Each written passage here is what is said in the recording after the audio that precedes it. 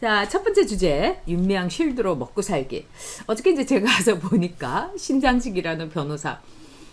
일단 변호사면은 뭔가 논리가 있어야 되잖아요. 그런데 제가 이렇게 이제 저는 어저께 얘네들하고 무슨 뭐 얘기하는 것보다 한번 구경이나 가자 이러면서 이제 느긋하게 있었는데, 어떤 분은 제가 옛날처럼 막 그냥 투쟁 정신이 막 나오지 않았다 하는데, 정말 걔네들을 보니까 쟤네들을 갖고 뭐 싸우고 뭐 말을 섞고 이런 그 생각이 안 들 정도였어요. 근데 이 신장식이란 사람이 얼마나 엉뚱하고 변호사로서 실력이 없는지를 제가 느꼈던 게, 맨 처음에 이 종군 위안부 할머니들은 뭐 피해자라고 얘기를 할 수가 없다. 왜? 성폭력 피해자.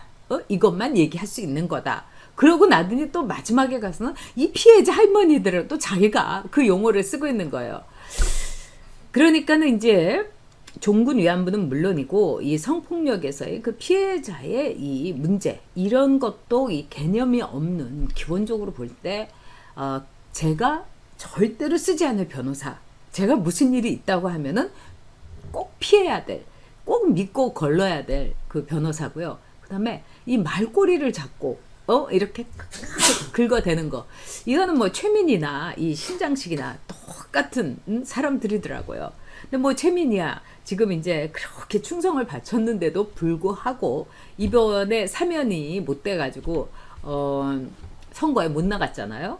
그러면서 이제 사람들이 또 최민희 이렇게 막 이렇게 최민희 의원님 하면서 하는 저기 댓글 부대들이 있어요. 그 사람들이 최민희 의원님을 왜 안 했냐고 청와대 청원하겠다 그랬더니 관두세요. 뭐 대통령님께서 생각이 있으시겠죠. 그러니까 이 최민희는 나를 말하자면은 이 국회의원 선거에 못 나가게 했으면 어떻게 청와대라든가 어떻게 한 자리 주지 않을까. 근데 이렇게 하면서 빌붙은 게 거의 5, 6년인데 제가 보기엔 딱 그런 것 같아요. 최민희의 용도에 대해서 이 정도라고 생각하는 것 같아요. 응? 그러니까 저렇게 빨빨거리면서 그냥 돈 몇 푼 받으러, 그러니까 아주 구차스럽고 아주 형편없는 주제라도 늘 나와가지고 막 대대거리고 우기고 막 깽판 놓고 이러는 용도로 최민희가 필요하다, 이렇게 본 것 같습니다. 네, 김태풍님, 최민희 씨 지금 욕 바가지로 먹는 중입니다. 네, 그렇긴 한 것 같아요. 저도 근데 참 그 놀랬던 게, 어저께 제가 댓글 같은 거 이렇게 많이 봤어요. 그런데 상당히 또 그 이용수 할머니를 막 뭐라고 하고, 그 다음에 그 윤미향이를 지지하는 댓글이 상당히 많더라고요. 그래서 야, 우리나라가 지금 이렇게 소수의 그 마구마구 떠드는 사람들에 의해서 정말 이거는 마우스 드루킹까지도 이렇게 나오고 있구나, 이런 생각이 들었어요. 그런데 이제 막판에 이렇게 가서는 이렇게 쫙 이렇게 결국은 철수를 하더라고요. 뭐 해봤자 소용없다, 이렇게 된 것 같습니다. 네. 자, 이광희님께서 문재인 체포 백악관 청원 오늘 마감합니다. 네, 우리 백악관 청원. 오드리 혜퍼님 안녕하세요. 네, 자, 김태풍님, 사회자도 문제였습니다. 중심도 없고 컨트롤도 못하고.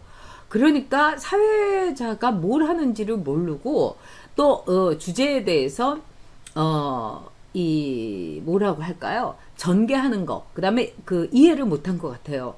그래서 저도 참 놀랐어요. 그런데 어저께 제가 또 가서 놀란 건 이 돈을 너무 아끼는 거예요, MBC가. 그래서 작가가요 3명밖에 없더라고요.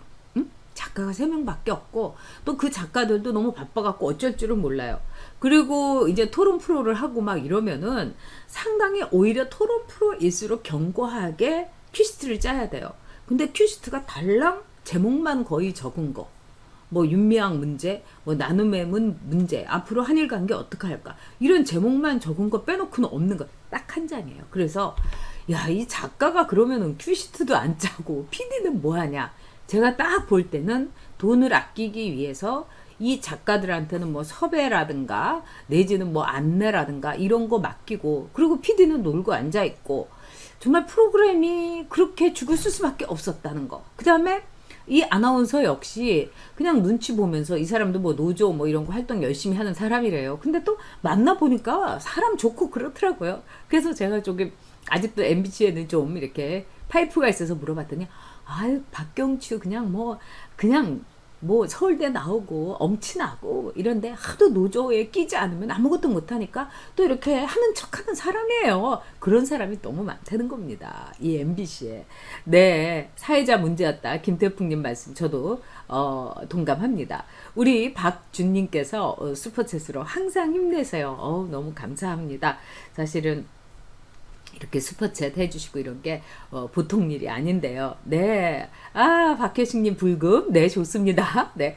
우리 배형준님 어제 유튜브를 보셔서 유튜브 채팅방 난리도 아니었습니까? 참.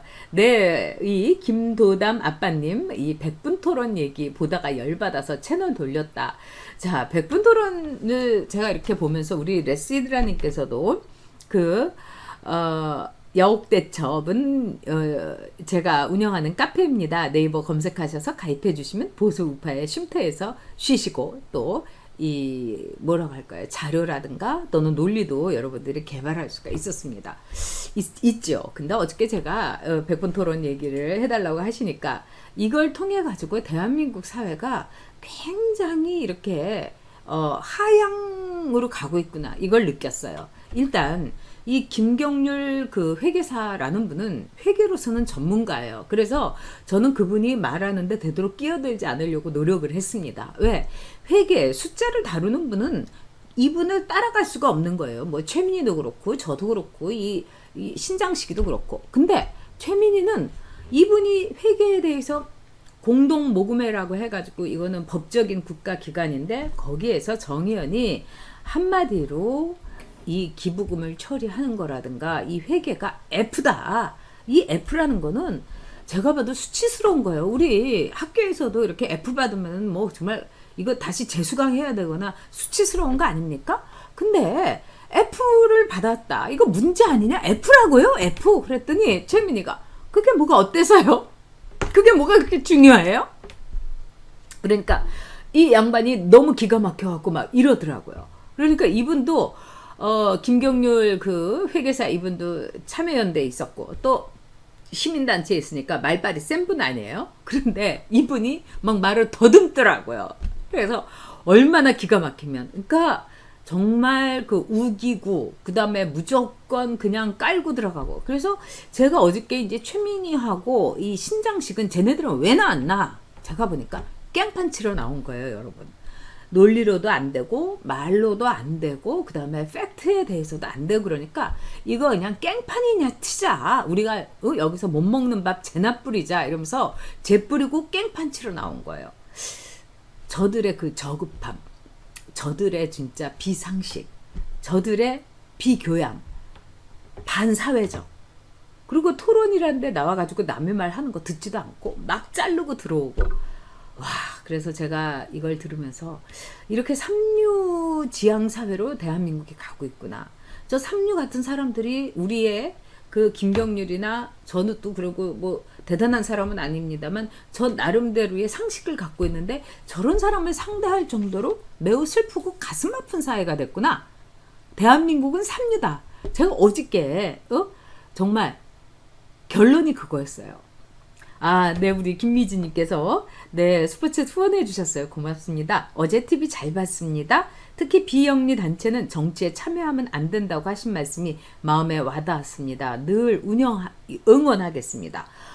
네. 그리고 화션님께서도 화이팅이라고 해주시고요. 네. 사마이님께서 위안부 어르신들도 전혀 검증된 분이 극소수 다 이용당한 거고, 그렇죠. 이용수 어르신도 30년 동안 정부 욕하고 정치적 발언 뭐 많이 하셨죠. 근데 그래도 그분은 이제 줏대가 있는 것 같아요. 그래서 이게 우리의 현실인가 제 평가를 듣고 싶다. 일단 제가 볼 때는 그 분의 경우는 피해자였고 그 다음에 너무나 많은 상처를 갖고 있었기 때문에 누군가 자신의 상처를 보듬어주고 쓰다듬어주고 붕대를 감아주는 사람에게 모든 걸 허락하기 마련입니다. 그러면서 이 윤미향이한테 속은 거죠. 근데 맨 처음에 이 정대협 정신대 대책 협의회를 했던 분은 이효재 윤정옥 그 이화여대의 그 두 아주 존경받는 교수님이었어요. 이분들은 생활도 굉장히 청빈했고요. 그리고 평생을 독신으로 사셨습니다. 지금은 뭐 이화여대도 뭐 독신이 아닌 여성 총장도 나오고 뭐 이러지만 저는 이제 남성 총장도 나오고 이화여대도 그냥 이화대학교가 돼야지 학교가 더 발전한다고 생각을 합니다. 이제는 여성대학, 여자대학 필요 없다고 저는 생각해요. 근데 그 제가 다닐 때만 해도 정말 모든 거를 그 우리나라 여성 그 인재를 키우기 위해서 독신으로 있는 분들이 굉장히 많았어요. 그리고 가정생활과 자기 학교생활, 연구생활 이거를 양립하기가 어려운 사회적 분위기도 있었고요. 그런 점에서 제가 지금도 존경하는 분들인데 그분들은요 자신들의 돈을 정대협에다가 이 쏟아 넣으면서 하셨어요. 그래서 제가 그 당시에도 이효재 선생님께 일본은 없다 인쇄 처음 나온 거를 제가 기부를 했어요. 근데 그 뒤에 이효재 선생님은 돈을 모르고 그 당시에 사모 이런 거를 윤미향이가 봤는데 영수증 하나 주지 않는 거예요. 그래서 제가 또 이효재 선생님한테 선생님 뭐 저기 그 영수증 이런 거 얘기할 수도 없는 거 아니에요. 그런데 제가 아는 분도 그 뒤에 윤미향이가 그 당시에는 사무총장하고 뭐 거의 그냥 간판으로 나오고 이효재 교수님이나 또 윤종옥 교수님은 리타이어를 했을 때 그때 기부를 했는데 그때도 소식이 없더라는 거예요. 그러니까 윤미향은 그때부터 떼어먹기 시작한 것 같습니다. 이번에 보니까 또 이 김의성이라고 완전히 또 좌파의 뭐 기수인 또 약간 이상한 그 배우 있잖아요. 그 배우가 뭐 쌍용의 뭐 티볼린가 하는 차를 위안부 할머니한테 이 사용을 하시라고 기부를 했다는 거예요. 그래서 그 앞에 길원옥 할머니 또 어떤 할머니 그 다음에 윤미향이 또 김의성인가 왜 이렇게 막 납작하게 생긴 배우 있잖아요. 사진까지 찍었어요. 근데 이렇게 물품을 받더라도 이거는 기부 처리를 해야 되고 다 이 세금이라든가 이걸 해야 되는 거예요. 관리를. 근데 이 차가 어디로 갔는지 붕 떴대요. 예? 진짜 너무 웃기는 거 아니겠어요? 제가 볼 때는 이거를 정말 뭐 대포차처럼 팔아 먹었거나 아니면 윤미향이 남편이 타고 다니거나 뭐 그러지 않을까 싶어요. 그러니까 진짜 파파괴가 윤미향이에요. 근데 거기에서 윤미향의 쉴드를 치고 있는 최민희라든가 신장식을 보면서 저 사람들은 뭐겠습니까? 저렇게 하면서 우리는 이 정부의 이 하나의 역할을 하고 있다. 우리는 방패 역할을 하고 있고 뭐 쓰레기도 치우고 있고 하수도도 처리하고 있다. 그러니까 우리를 잊지 말아라. 이런 거를 계속 얘기를 하고 다니는 거죠. 또 그리고 청와대라든가 또 이런 데서는 눈치껏 뭐 다 뭐 눈만 찡긋하면은 다 통하는 게 뭐 박성재가 MBC 사장이니까 더 말할 거 있겠습니까? 그러니까 무슨 토론회 있으면 그 최민희 최민희 어디까지나 꽂아줘. 생활도 뭐 이렇게 넉넉하지 않은 것 같은데 여기저기 하게 뭐 이렇게 얘기를 하겠죠. 신장식이도 뭐 하루 종일 있어야 요새 변호사들요 제일 어렵다는 거 아닙니까? 그리고 누가 신장식이한테 변호를 맡기겠어요. 그러니까 이렇게 이쪽 패널 저쪽 패널 뭐 종편이고 막 이렇게 꽂아주고 이 균형을 맞추라는 말에 그 힘입어서 이러면서 결국은 먹고 사는 거예요. 정부 실드, 윤미향 실드, 문재인 실드 이 방편 막이로요. 그 허술하고 그 저렴한 방패로 먹고 사는 거예요. 이게 진짜 대한민국의 오늘이란 생각이 있어서 생각이 들어서 저는 진짜 서글펐습니다. 네. 오드리 헵번님께서 좌파가 삼류지요. 네. 그런데 희선님께서 MBC 그러시는데 지금 MBC는 저는 무슨 이렇게 우리가 왜 그 임시 방편으로 이렇게 미봉책으로 뭐 기운 없으려 링거 맞거나 그런 거 비슷한 것 같아요. 다들 이렇게 전에 만나더라도 이 방송국이라는 데는 저도 이제 방송국에서 한 15년 가까이 있었고 그 뒤에도 방송을 했습니다만 언제나 좀 사람들이 붕 떠 있어요. 그러니까 무슨 이렇게 굿판 같기도 하고 또 어떻게 보면은 이 약간 화려스럽기도 한 거예요. 부하라 마셔라 뭐 이러고 뭐 회식도 많이 하고 뭐 이래서 방송국에 있는 사람들이 예전에는 어땠냐면 직업 정신이라기보다는 어떻게 보면 진짜 말 그대로 딴따라 같았어요. 또 그런 분위기를 또 좋아하는 사람, 먹고 마시고 뭐 그리고 밤새워 일하고 뭐 이 술 마시고 들어와 가지고 또 막 10시부터 막 일해서 밤 꼴딱 세우고 막 이런 사람들이었어요. 그 분위기 속에서 좋은 작품도 나왔는데 이제는 보니까 직장이 된 것 같더라고요. 52시간 뭐 딱 지키고 이러니까 죽었어요.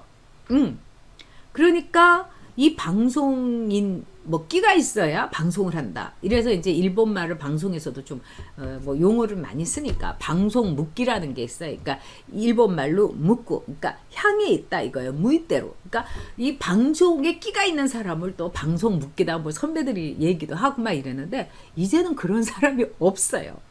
직장인인 거예요. 그러니까 이 방송에 열정도 없고 그 뭐 저기 위에서 뭐 내리꽂으면 옛날 같으면 최민희 같이 정말 여기 있는 분 말씀대로 인격도 형편없고 토론이라고는 안 하지 않는 그 돗대기 시장 아줌마 같은 사람, 이런 사람을 어떻게 합니까? 뭐 이렇게 들이받기도 하는데 최민희 꽂아 그럼 네 이러고 또 알아서도 꽂는다고 그럽니다. 그러니까 참 정말 기가 막힌 상황이었어요. 네.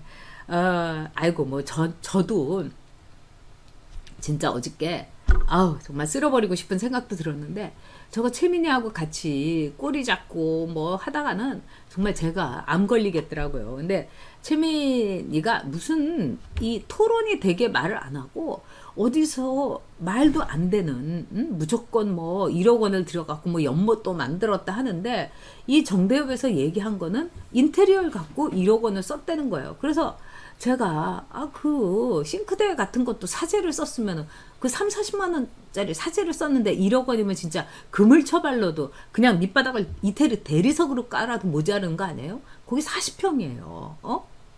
40평에 1억 원을 쓰면은 이거는 무슨 강남에 뭐 최고급 무슨 뭐 분양 아파트도 그렇게 안 쓰거든요. 그런 점에서 참 기가 막혔습니다. 네.